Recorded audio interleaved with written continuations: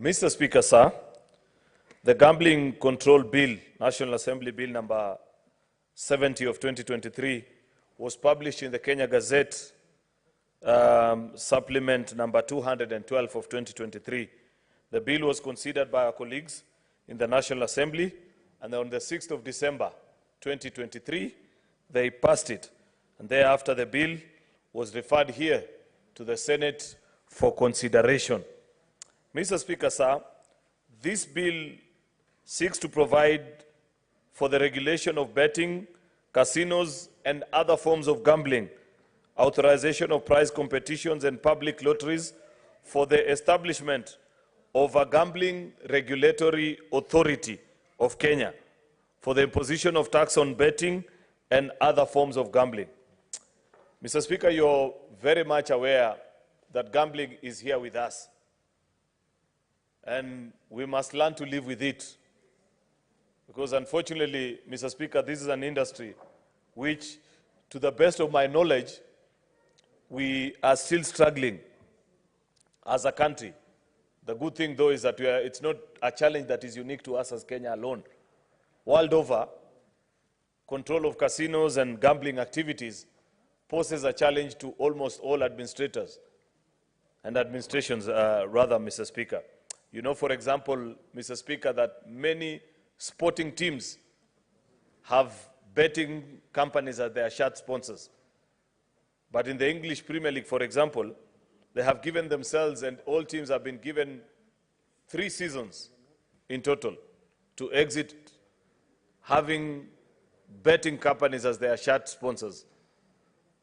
Therefore, it points out to the fact, Mr. Speaker, that this is a concern that is global, that you have to learn how to live with this industry and adjust yourselves towards this wind.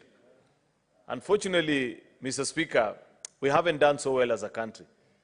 You know that about 3, 4, 5 years ago, Kenya began the imposition of taxes on betting.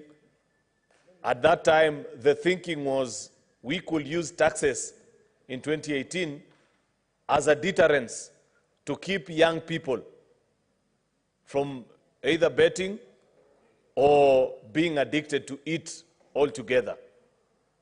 What a terrible mistake, Mr. Speaker, because soon after, while we made it possible and made it difficult, because nowadays in Kenya, when you bet, I don't understand betting that much, Mr. Speaker, because I don't gamble, for example. I'm just a good sportsman who knows that winning and losing depends on how you are prepared for the day. And sometimes it falls into your favor, sometimes it's away. And on a day like today, Mr. Speaker, I wish the good old Arsenal can beat Bayern Munich. But if you speak to other people, they'll tell you that they have already placed a bet and they know what needs to happen. So, Mr. Speaker, if you're betting in Kenya, you as a bettor, the minute you place the bet, like Senator Sifuna is now telling me he has already placed a bet, he has already been deducted part of that money. And if you were to win, there'll also be a deduction, because it tells you that our thinking as a country is that we can use tax as a deterrent so that many young people don't engage themselves. Unfortunately, what have our young people done and the people that are engaged in betting? They have actually moved on from betting using platforms that are available here and able to be controlled here in Kenya. They are now betting online with companies whose jurisdiction remains unknown even globally. I know many young people, and while I say this, I say it as a very difficult time because I have a young man actually who's a good friend and a supporter who's lying in the morgue as we speak. He used to work at an M-Pesa shop, went to some betting site, I'm told it's called Aviator.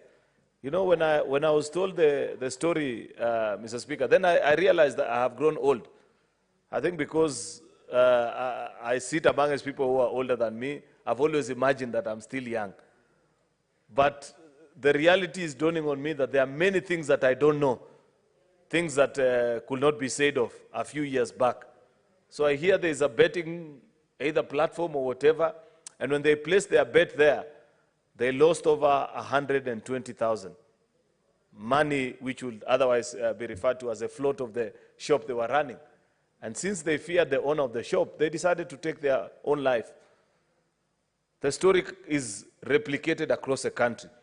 Many, either offline or online betting sites that are available and are being now used by young people, because with the absence of, when you bet on, say, an M-Pesa or a locally regulated platform, the tax revenue people are able to keep track of what you're doing and therefore are able to recover this tax. But many of these young people, I have pointed out, Mr. Speaker, are now betting online and paying using either their cards or whatever other forms of payment, Madam Speaker, using channels that are unknown to the government, Mr. Speaker. And therefore, even our regulation of the same is limited. And this is, again, like I have pointed out, not a challenge unique to Kenya.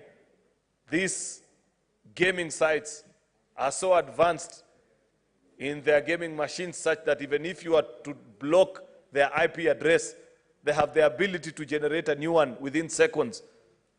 Countries that are far more advanced than us technologically, Mr. Speaker, have not been able to successfully regulate it. Therefore, this is an attempt to shift our thinking and know that because it is almost impossible to deter, because betting is a matter of personal choice, people decide to either bet or not to bet. And therefore, you must make ways of living and surviving with this phenomena that is here with us, Mr. Speaker, so that you're in a position and are able to either control, manage it, Mr. Speaker, or guide it in a way that provides a good platform for you as an administration or as a government, Mr. Speaker, to regulate this activity. Therefore, this bill is providing us with this framework, Mr. Speaker, because of the challenge that I have just explained. Issues of tax evasion, issues of underage gambling. Any person today with an access to the computer, Mr. Speaker, can actually participate in gambling activities.